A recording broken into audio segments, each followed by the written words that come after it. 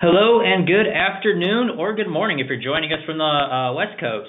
I would like to welcome everyone to today's webinar and the continuation of our H-1B CAP series, how to support your employees before, during, and after the petition.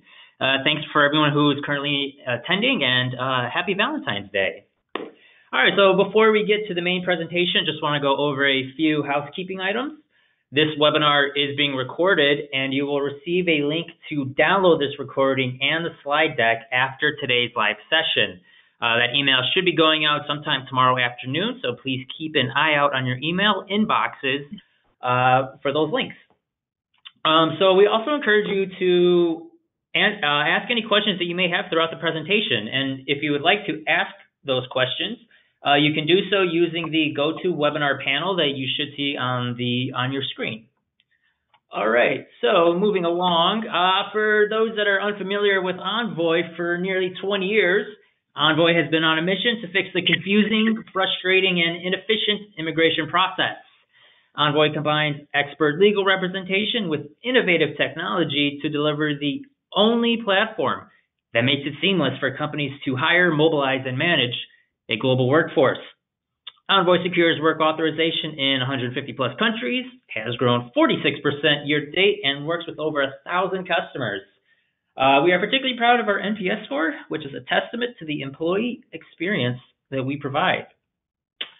All right, so moving on, I would like to introduce today's panelist. Ann Walsh is a senior associate with GIA. Anne has received her JD from Marquette Law University and Marquette University Law School in 2011, and her BA in Political Science and Spanish from the University of Wisconsin. Prior to joining GIA, Anne worked with an immigration law firm in Milwaukee. In law school, Anne served on the board of Marquette Immigration Law Association, earned distinguished merit from the Pro Bono Society for her work with the immigrant community, interned for the Honorable Judge Aaron Goodstein at the U.S. District Court, Eastern District of Wisconsin, and was a devoted volunteer with the Catholic Charities Immigration Project, and is licensed to practice in Illinois and Wisconsin. Anne, thank you so much for joining us today. Yes, thank you, Eric. Happy to be here. Awesome. And before I hand it off to you, and before we get into the main portion of the presentation, I just want to say, showcase our agenda for today, and as all of our attendees can see by looking at the screen, we've broken it down into three distinct sections of today's presentation: before, during, and after the petition. All right, so with that, let's jump into our main presentation, starting with before the petition. And kind of to just lay the groundwork here, I'm sure all of our listeners on the line, this is no secret, everyone knows this, but there is all businesses are facing some challenges when it comes to employment. Obviously, nationwide, there are low unemployment rates, but the skills gap remains high. In fact, there's an interesting study, from LinkedIn. They put out this labor market study every year, and their February workforce report was released about a week ago, and every month they kind of update this, and they highlighted how the skills gap in certain cities throughout the country is large. As an example, cities with the largest skills gap as of February include New York, San Francisco, LA, Boston, Seattle, Washington, and Chicago, among others. So really, this just reiterates that businesses across all industries are facing some employment challenges. And as a result of that, as we found out in our 2018 Immigration Trends Report, nearly 70% of employers say sourcing foreign national employees is extremely or very important to their talent acquisition strategy. Now, when it comes to that talent acquisition strategy, as we move on, the competition for that talent is fierce. And so to kind of stand out from the pack, we found that employers are offering a certain number of competitive perks for these foreign national hires. All these numbers that you see on your screen are from our 2018 Immigration Trends Report. And what we found is that, 41% of employers offer to pay for relocation expenses, 30% offer to pay for travel, whether it's to go home to visit their family or to come back. 39% are paying for housing, and another 30% are offering immediate green card sponsorship should they hire a foreign national. But I think one of the more interesting stats, and this is before I turn it over to you, one of the more interesting stats is that nearly 50% of employers are investing in technology-enabled platforms to manage the immigration process. So really, before the petition starts, it's kind of like we're reminding you to think about the process, some perks that you may want to offer, and then also if you are seeking a way to simplify the immigration process, like technology can really offer that solution. All right, so now we're going to head to our middle portion during the petition. This is where I'm going to turn it over to Anne, and she's going to talk about this section. Anne, take it away. Yep.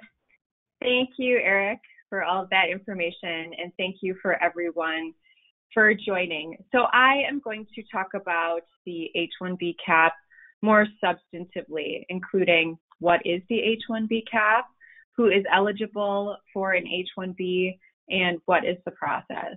I acknowledge that there may be persons on the line who are very familiar with H-1B. Potentially, you do a significant part of the management of your H-1B sponsorship and employees, but there also might be people on the line who are not familiar with H-1B. And to you, it seems like a strange combination of letters and numbers. So to include the latter, persons who are not familiar with this work authorized status, I want to discuss some H-1B basics. So again, H-1B is a work authorized immigration status. Who is eligible? To be eligible for an H-1B, the candidate must possess at least a U.S. bachelor's degree or its equivalent and be hired to work in a specialty occupation. The term specialty occupation is specific to immigration and specific to the H-1B, and it means it's an occupation that requires the application of a field of highly specialized knowledge. So in English and in practical words, that means that the job duties are sufficiently sophisticated so as to require at least a bachelor's degree in specific fields of study for proper performance in the role. So if you look to the right of the slide, you'll see a few examples of a specialty occupation. We can understand that an accountant would need an accounting degree. We can understand that a biotechnologist would need a biotechnology degree, and so on. So again, it's important that your candidate or employee have a U.S. bachelor's degree or its equivalent. I'll stop and speak on equivalency quickly. A person can qualify for H-1B if they have a foreign degree that is equivalent to a U.S. bachelor's degree. There are persons that commit their careers and expertise to performing that equivalency evaluation. So in making that determination, absolutely lean on persons who have that expertise. It's also potentially possible to do an education experience combination evaluation or an experience evaluation on its own to equate to a U.S. bachelor's degree. And again, that evaluation is done by a person who has specific expertise in doing so. To reiterate, H-1B requires a bachelor's degree in a specific field that is required for proper performance in the job. So it can't be a bachelor's degree generally. It needs to be a bachelor's degree that is closely related to the role. And the close relationship is becoming tighter and tighter in this immigration climate under this administration. So if you have a question as to whether your candidate or employee has a bachelor's degree that is specific enough to the role, please lean on your attorney and ask that question to him or her. The H-1B visa also requires a minimum wage.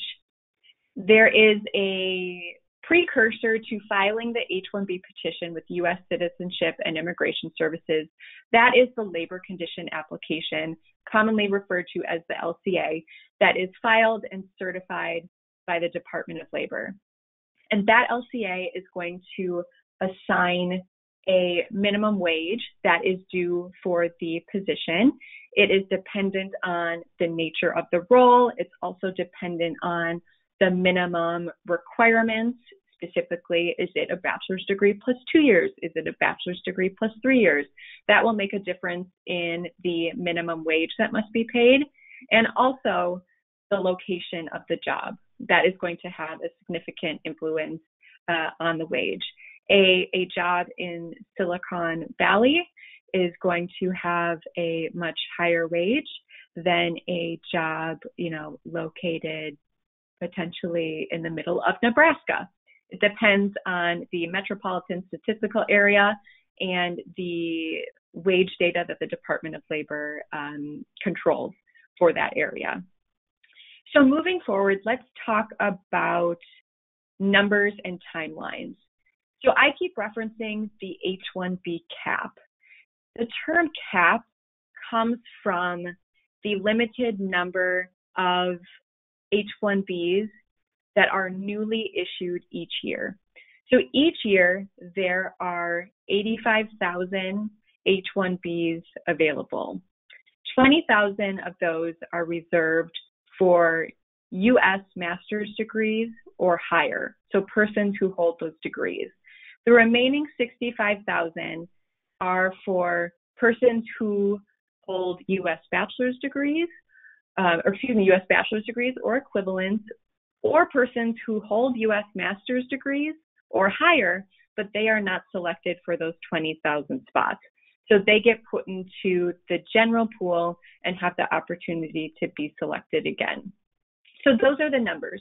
It's 85,000 available, 20,000 reserved for U.S. master's degree or higher, 65,000 reserved for everyone else.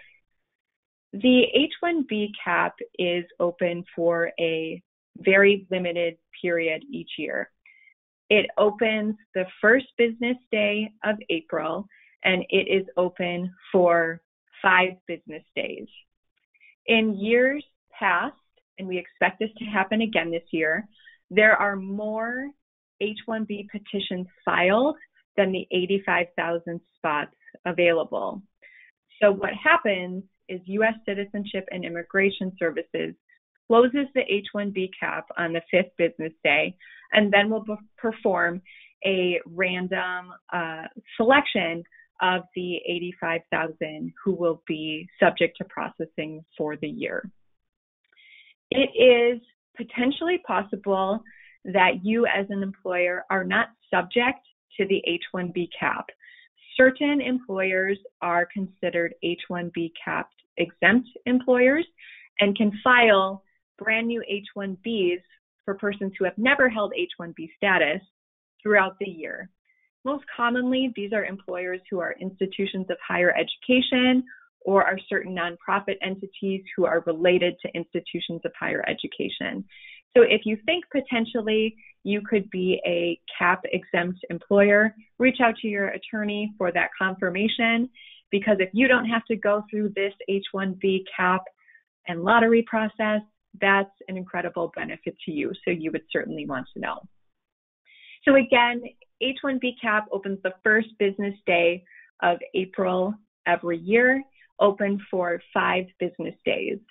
If your H-1B petition is selected for processing, and of course we wish that for all of you, and when it is approved, the first official start date for a brand new H-1B is October 1st each year. Now, I have to accompany that by saying that is assuming that your case is approved by October 1st. Some CAP cases are going to be in process longer than that. There are, unfortunately, still some H-1B CAP cases filed last year that are still in process. So please be mindful that the first start date for a brand new H-1B is October 1st, but that is assuming that the case has been approved by October 1st.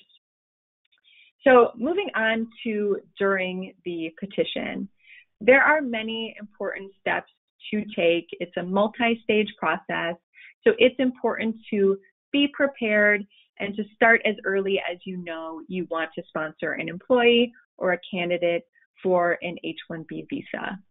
We recommend that you either are given or you create a roadmap to help you understand the steps that you are going to need to take and who is going to be responsible for what. There are important dates in the process because we have that hard deadline of getting the petition to U.S. Citizenship and Immigration Services before the CAP closes. So you want to be mindful of, am I on time? You also want to be mindful of what is needed from me. What am I responsible for in terms of information and document presentation? Also, what is my employee or candidate responsible for in terms of information and document presentation? You don't want to lag in your process because someone was unclear that the attorney or immigration service provider was awaiting information or documents. So moving on to further talk about during the petition, common steps that you will experience are first, information, documentation, gathering, and presentation. As an attorney, I need to know, of course, who the employer is, who is the employee, what position are you sponsoring them for. We will need what we can call employer and employee biographies. So basics like, what is the employment address? What is the work location address? What is the employee name? We'll also need detailed job descriptions. So when I started, I talked about a specialty occupation. A specialty occupation requires sophisticated job duties that only a person with at least a bachelor's degree in specific fields can perform. So you want to be careful and you want to be in close communication with your attorney or provider to be sure that your job description is sophisticated enough such that U.S. Citizenship and Immigration Services will understand that a bachelor's degree in a specific field is needed to properly perform in that role. So again, you'll perform information, documentation, gathering, and presentation. Your attorney will perform their review, form preparation, also very likely a descriptive letter that explains about your business, what do you do, about the position, again, including that detailed job description, and then also include information on how that employee qualifies to perform in the role. Importantly, describing their bachelor's degree or higher and its close connection to the position. So then, as I referenced earlier, there is a labor condition application filing with the Department of Labor that is submitted online, takes about 7 to 8 days to receive back. It's a critical part in the H-1B petition. We can't file an H-1B without it. So typically, once the attorney puts all of the information together, they're going to submit it back to you for your review. At that point, you'll be looking at the forms and letter of support and ensuring that all of the information is most correct and you don't have anything to change or add. And lastly, you send that information back to your attorney and he or she will finalize the petition and be absolutely positive that it is ready to go and be received by U.S. Citizenship and Immigration Services the first business day of April, if it's ready at that point, and absolutely to be received by the 5th business day in April. So further, If you have participated in the H-1B CAP process in years past, it is potentially possible that case preparation and case progression is going to feel a little bit different this year. And Eric, go ahead. Next slide. There you go. Awesome. It's potentially possible that you have had a foreign national employee at your desk a bit more frequently this year, asking questions as to whether their H-1B has been started with the attorney, or if anything is needed from him or her to help the case be stronger or move along more quickly. That is a consequence of the immigration environment right now. Immigration is a prevalent issue for this administration, and in our experience, foreign national employees or candidates are feeling that too. So if you are getting the sense that your foreign national is a bit more concerned or a bit more anxious, we are incredibly understanding of that. Communicate that to your attorney or immigration services provider. Make sure there is clear communication between everybody so that we can do, or you could do whatever you can to help reduce that worry. Further, case progression might feel different this year because the request for evidence rate from U.S. Citizenship and Immigration Services is higher. Again, this is a consequence of this administration and their immigration policies. If you're not familiar, requests for evidence are issued once USCIS, the acronym for U.S. Citizenship and Immigration Services, has selected and begun processing the H-1B case. It is a request from that agency for additional information and potentially documentation. So that request for evidence rate is up higher. As a consequence, case progression might also feel different this year because processing times are higher.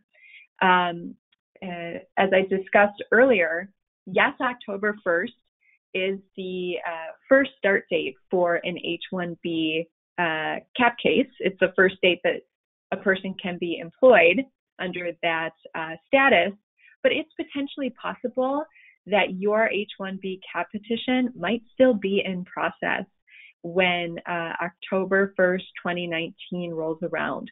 So you'll want to be in close communication with your attorney regarding processing times and when you can expect to hear a decision, because that information is important to you as the employer. And then going back to your foreign national employee or candidate, I can assure you that learning when they can expect the H-1B to be approved is incredibly important to them too.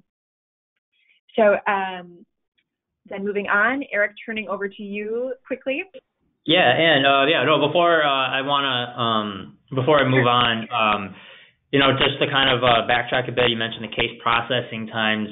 And for everyone listening in, so the American Immigration Lawyers Association, toward the end of January, came out with an analysis of USCIS data, and they found that, and these numbers are crazy if you think about it. So they found that the overall average case processing time surged by 46% over the past 2 fiscal years, and 91% since fiscal year 2014. And that just kind of, reiterates what you said on processing times are higher, and in this case, much higher, so much so that American Immigration Lawyers Association dubbed it crisis levels. Yeah, correct. So it's important to understand that. It's important that everyone participating in the process is communicating about that, because we don't want the employer or the foreign national employee or candidate to be awaiting a decision when we don't expect it to come through for a significant, much longer wait. So absolutely be familiar with what the expected wait is, and it's higher. Right. And I like that you brought up communication because, and as we mentioned at the top of this presentation, employers are seeking tech-enabled solutions to help simplify that immigration process. And one of the biggest pain points, to your point, Anne, is communication. Oftentimes we hear stories of employers and employees just don't know, they're not on the same page. And, foreign nationals will often have many questions. So for people listening in, instead of trying to play that middle person, telling your foreign national what the lawyer said and then relaying what the foreign national wants to tell the the attorney, Transparent Communication Center can easily simplify that and make every communication transparent between the foreign national, the employer, and the attorney. So, and as we look at the communication center and just some sample questions that I have up on the screen, I just want to ask you, from your point of view or from your experience, what type of questions have you been asked in this type of transparent communication center? Sure. So I think, starting the H-1B process, I'm frequently asked, I have this employee or candidate, should I go ahead and sponsor them for an H-1B cap petition this year? And that analysis I'll take forward. We'll look at what status the employee is on now. We'll look at the education, the position that the employer is considering. We'll also look to the individual's country of citizenship. There's a lot of analysis that will go into determining if the H-1B cap is right for this employee and the employer. So again, please lean on your attorney to make that decision for you and your business. I also frequently get questions as to from the foreign national saying, where am I in the process? Do you need anything from me? What can I expect? Again, that goes to them feeling anxious and worried about this process. And I'm sure you, as their employer, want them to be as comfortable as possible, as do I, as the attorney. So we're frequently communicating about what's needed. And because I work in the Envoy Global platform, the status of the case is also always available to the employer and to the employer to look in on and understand. So they could do that at 3 a.m. They can log in. They can see, where is my case? How far have we progressed? What is next? They can also see what is needed from each party to know if they can help participate in this process and move us along. I get clarification on documents needed and whether they are sufficient. And again, just overall questions of, what can I expect? Help me understand the timeline. This is really important to me. When can I expect to hear if I am selected? And absolutely understandable. We know it's of critical importance, to employees and employers. I'm the type of person who, when I walked out of taking the bar exam to be a licensed attorney, I wanted to know right then and there if I had passed. And, that only had to do with my profession. It doesn't have to do with my ability to stay in the United States where I've established myself. So we absolutely understand the anxiety and worry, and we encourage you to make this process as transparent as possible in terms of visibility into where the case is in progression, and in terms of transparency as to what is needed now, what are next steps going forward. You're right, and that leads perfectly into another tech feature that I think really just kind of emphasizes the points you brought about on transparency and seeing what next steps are needed, who needs to do what, and particularly in this time of the year for H-1B cap season. To your point, everyone needs to be on the same page and what what steps need to be taken, should they be taken. And this screenshot over here shows, a really cool tech feature that kind of lays out a timeline of H-1B cap season and who's the foreign national, the status of the case, what actions are needed, and the current owner. So, for instance, Anne, if it's like you had to fill out, if you had to do something, it would say that it's under the attorney. Or if the employer needed to upload a document, it would specifically say. So, Anne, I think the technology aspects of everything just kind of strongly emphasizes everything you just said. Right. So now, moving on to after the petition, Anne, I'm going to turn it back over to you for this slide. Sure. So the petition is sent. Now what? Again, you likely have a foreign national employee or candidate who's going to be really anxious about learning whether he or she has been selected. So be sure to understand how and when your attorney expects to hear of selection and how he or she expects case progression to proceed. So each year, U.S. Citizenship and Immigration Services will announce once the lottery has closed.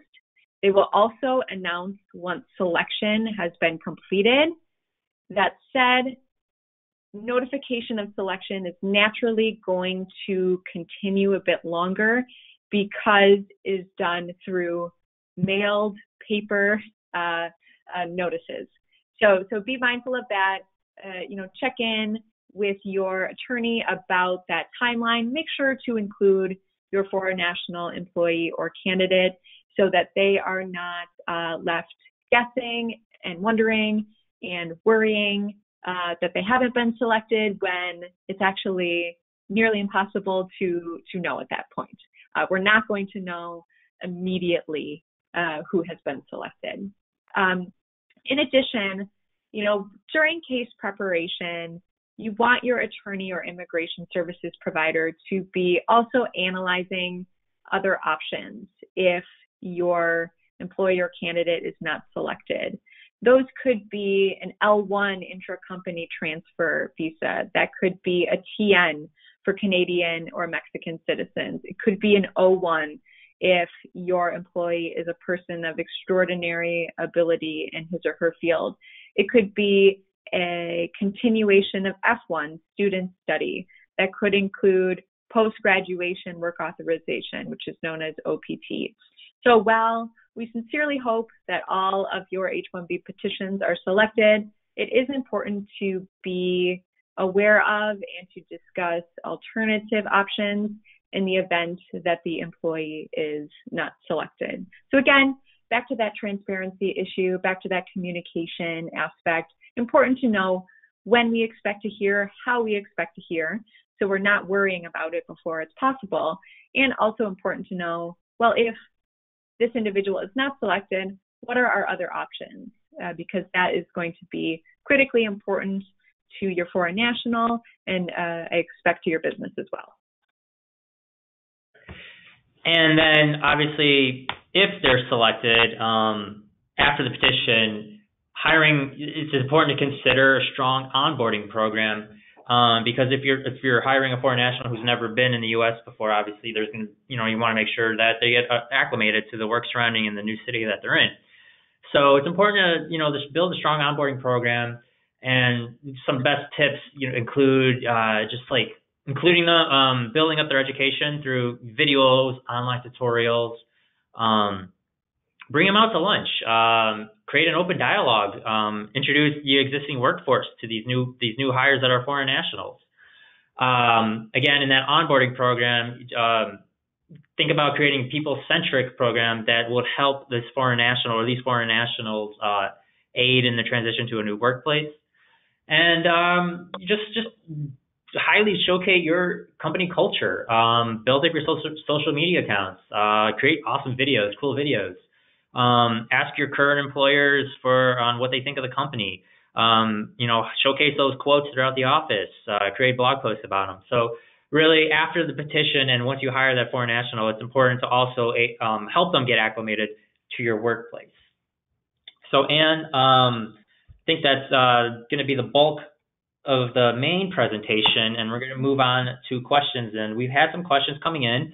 I encourage some more questions to roll through as well. So if you'd like to ask those, please do so using the GoToWebinar panel. And as I wait for those to come in, and for everyone listening on the line, just got a few more announcements, and then we'll get to those questions. Next week, we have two great webinars coming up. On Tuesday, February 19th, we are holding employment law considerations that may impact your immigration program. And then next Thursday, LCA form changes and how they affect employers. So, and you mentioned at the top of the presentation, obviously before filing an H-1B CAP petition, employers need to file an LCA. And as I'm sure you know, the LCA was changed at the end of 2018. So next Thursday, we're going to go over those changes and what they mean. And I encourage everyone listening in to follow us, whether it's subscribe to our mailing list, follow us on social media, and our blog, so you can receive the latest updates as they come out, including new guides, ebooks, white papers, and next month our 2019 Immigration Trends Report. So that should be very exciting. And then finally, everyone listening on the line, if you take a look at your screen, we have SHRM and HRCI credits. So feel free to copy these down. These will also be included in tomorrow's email for you as well. So Anne, time for some questions. Sure. Let's see. First question we have is, how do I know if an H-1B CAP petition is the best option for my employee? Mm-hmm. Sure. So that's a common question around this time of year. You're going to want to connect with your attorney to describe the job that you are considering for this individual, also the individual's education qualifications. The attorney will likely look to the individual's resume and also the country of citizenship to determine, are there any other opportunities that are better than the H-1B CAP, given that it is a lottery process and not a guarantee, or should we go ahead and pursue this H-1B CAP? So again, frequent question that I get, commonly review job description, the resume, and also it's helpful to know the country of citizenship because if you're not aware, some visa types are available to certain citizens of certain countries. I referenced before the TN, and that's available to citizens of Mexico and Canada. Awesome. All right, and another question that came in. So obviously we're in the middle of February, and the CAP is opening up this year, April 1st. So this person wants to know, asked, I was recently put in charge of my company's immigration process, and I just feel like I'm behind. Is there still time to prepare and file a petition? Okay, great question. Yes, there is still time, so don't panic.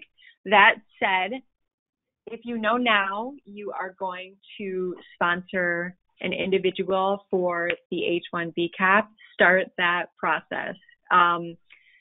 Attorneys are likely processing a lot of the H-1Bs, and we want to get that prepared and done for you well in advance of needing to send it to be received the first business day of April, so that everyone feels comfortable that all of the T's are crossed, I's are dotted, everything is done properly, and we have made the most persuasive H-1B CAP we can, and we have it ready to go to be received on that first day. So yes, there is still time. That said, I encourage you to keep moving. Gotcha. And kind of as a follow-up to that, is this the only time of the year? Sorry. Okay. Yeah, no, excuse me. And I chatted you a couple questions if you want to take a look at there. Okay.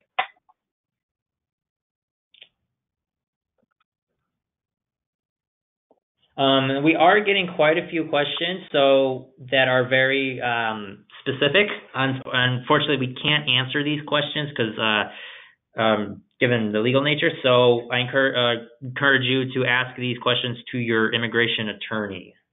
Sorry that we won't be able to get to them, but just be safe. All right.